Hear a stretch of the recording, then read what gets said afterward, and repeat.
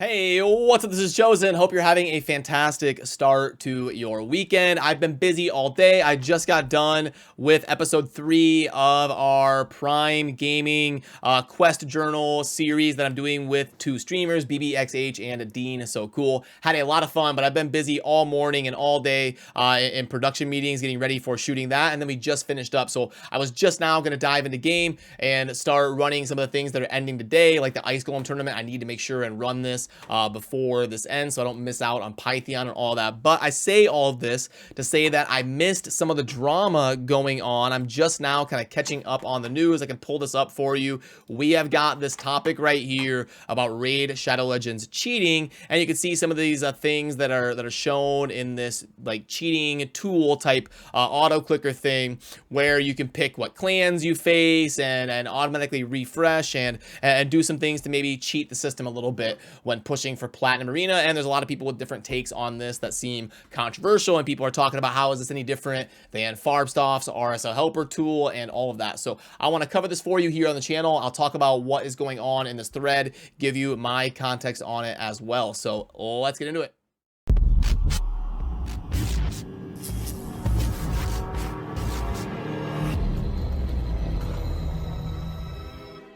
Alrighty, now first of all, let's go ahead and make sure we run some Ice Golem here today before that ends. I don't want to fail on that. And then let's go ahead and pull up this thread and let's talk about this. So let me pull out the pen and some first reactions. I've actually never seen this before until just now covering it for you in this video, but this is some sort of a leak of a tool that I'm not familiar with. I do use the auto clicker RSL helper that is made by Farbstoff. Now that is actually allowed by Plarium. I'm in the content creator program and we're allowed to actually use it on stream and in video. I've used it in content all the time. I've done dedicated videos on how to use it, and the developer of RSL helper actually works with Plarium and makes sure to get their permission before implementing new features and all of that for the players that are able to use it as PC gamers. I wish there was something like it for mobile for sure, and hopefully someday that happens. But as of right now, RSL helper is allowed by Plarium, and it does have features that are not really like this. So the thing that jumps out to me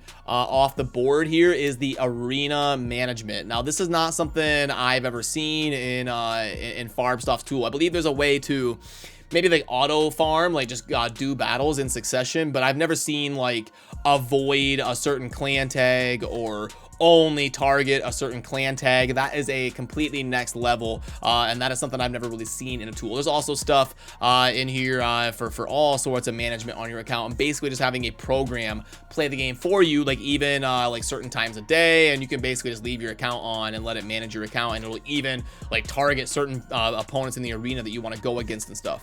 I mean, you've got, like, this is crazy. Exclude opponents who defeated you in the last however much time. That is, that's pretty intense. So I believe this is going to be mostly controversial at the highest tiers of the arena for people that are able to play Gold 5 and Platinum Arena pushes more effectively without having to actually do it themselves. And it might be a little bit of an easier way to micromanage that for people as opposed to having to really focus. And it might be able to do it a little bit faster than them and all of that. So now let's go through and let's see what some people are saying here. So for the people that are referencing RSL helper, Farbstoff could have introduced more arena related features, but asked Plarium and they said no. That is probably true. I can't confirm that, but that is probably like a 95% chance to be true because Farbstoff does get permission from them on things that he implements, and I'm sure he would have loved to like max that out, like implement as much stuff as they will let him. So that's probably true.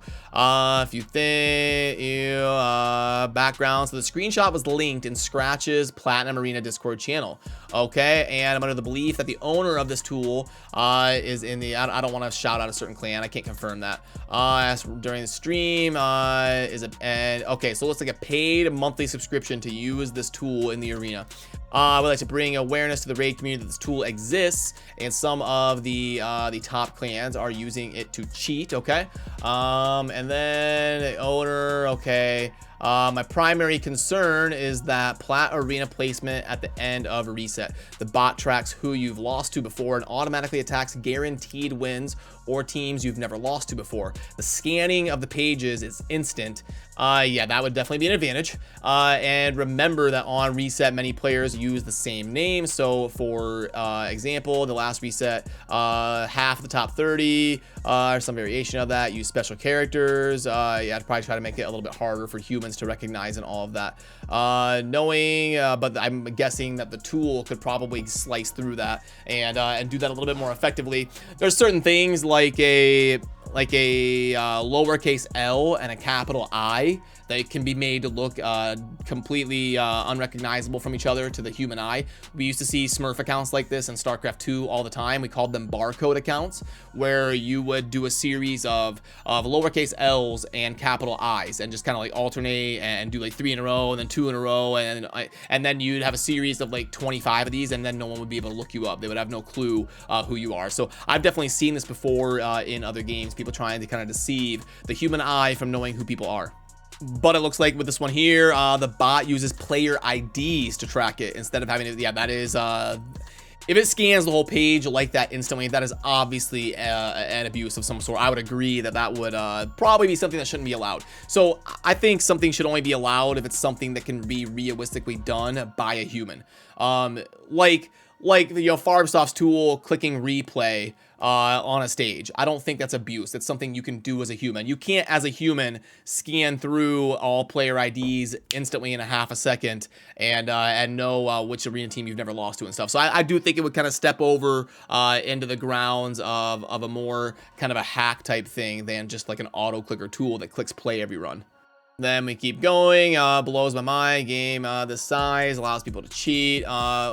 Excuse making the most quality of life changes. Okay, yeah, I do agree. We definitely need more quality of life improvements, especially for how long Raid's been out. They are trying. They do keep implementing stuff, but obviously we'd love to see more things like mass crunching 2-star champions and stuff like that that other gacha games are releasing with on day one. Taking down so many downloads, maybe. Okay, that's why people try to destroy. I mean, people are always going to look for tools and ways to abuse. That happens in every game and every community. Cheap way. It's really, so people are going to be very negative towards this, I think. No different than using Hell Hades optimizer for gear, it seems like. I would say the Hell Hades optimizer is more of a beneficial tool than a hack. I mean, it is obviously beneficial to have the way to go through your account and scan for all the pieces and figure out the most optimal builds. But I mean, I guess there's arguments to be made on all sides of the aisle on this, whether it's Farbsoft's RSL helper tool or Hell Hades' gear optimizer, or this tool up here that is scanning player IDs and telling you which opponent to face. I can only tell you, me personally, I'm okay with something like RSL Helper and Hell Hades' optimizer. I think those are more, this is all going to be subjective and people are going to have different opinions. You'll have to let me know where you agree and disagree. But I know for me personally, I consider those things as tools. I would consider this thing as more of a hack to help you against human opponents and like scan their IDs and keep a record of who you're more likely to beat and all that. So this would be a little bit over the line for me, even though I tend to lean in the direction of people having access to tools that will help them play and give them more data and more numbers and stuff. But then if we keep going, I'm sorry, the word cheating. So this person got downvoted a lot. So let's see. If whales want to pay even more money to not play the game and have a bot play it for them instead, how does that hurt you? I mean, you know, if you're trying to compete in the arena, it would hurt you. Most people probably aren't. I get what they're trying to say. I enjoy playing Raid, so I wouldn't use this tool. Maybe some people enjoy owning a strong account, so they want to pay for this, to each their own. Like, the to each their own thing really only applies to PvE content. Once it's PvP, once you have an advantage to scan player IDs and manage your opponents a lot more effectively, I would say it leaves the realm of to each their own and it becomes a PvP advantage that hurts other people. So I would kind of disagree with this take here. But this leads me to another point that I've been harping on for years, and that is I've always disagreed with Plat Arena Reset. I've disagreed with the model of allowing people to pick their opponents. I'm okay with it in bronze, silver, and gold. But I think it just opens up way too many avenues for abuse like we see here. What I think Platinum Arena should be, only Platinum, not the other tiers, only platinum, and probably only the day that it resets on Sunday. I think only platinum should be you click next opponent, and it gives you a random opponent plus or minus 10 spots within where you're ranked. And it just gives you a random defense that you have to face. And then you get like 30 seconds to pick some champions and go into the fight.